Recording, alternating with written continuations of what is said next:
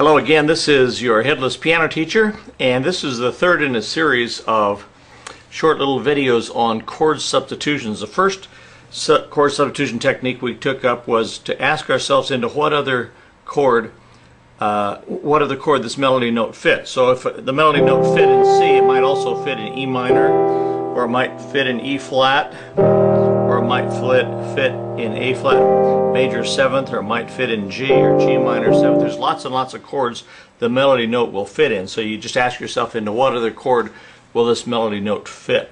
And then the second video is on 7th chords. For any 7th chord, you can substitute a chord that's a 4th below the root and make it a minor 7th. So for C 7th, we can substitute G minor 7th, and then go back to C 7th, resolve to C 7th. Okay. For G 7th, for example, 4th note below that is D. So for G 7th, we can substitute D minor 7th, and then resolve to G. Okay. So for any 7th chord, no matter what it is, you can go down a 4th and substitute a minor 7th and then resolve back to the chord. By the way, you don't have to resolve back to the chord, but usually that's the case. So you have this kind of feeling.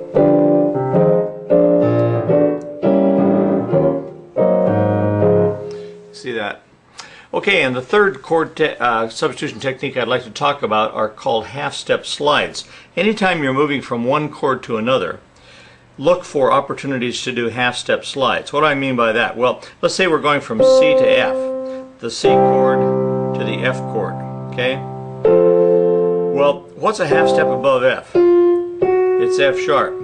So I should look for the opportunity to play an F sharp chord right before I play an F chord. Or what's a half step below F? E. To play an E chord right before I go to F. And usually you can use the 7th. If you use the 7th, that makes it smoother. For example, let's say I'm on C. I'm going to F. There's G flat 7th. That's a half step above F, see? Then I just slide down to F. Let's say I'm on G7 and I'm going to C. What's a half step above C? It's D flat, isn't it? So I'll play a D flat 7th chord. Watch. And again, if you can use a 7th or a 9th, it's smoother, but even if you don't, it's still a good chord substitution.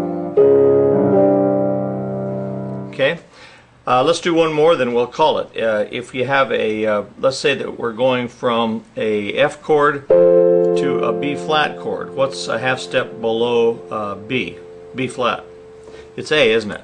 So we could play A 7th and slide up to B flat. Or we could play the B chord and slide down to B flat. Let me do that in context. Now I voiced that, you know, with contemporary voicing, meaning I'm using 9ths and 11ths and so on, but it's still the B chord going down to B flat. So look for opportunities to do half-step slides, one half step above or one half step below the chord you're going to. So that's it for chord substitutions. 3 basic techniques. Ask yourself, first of all, what other chord will this melody note fit in?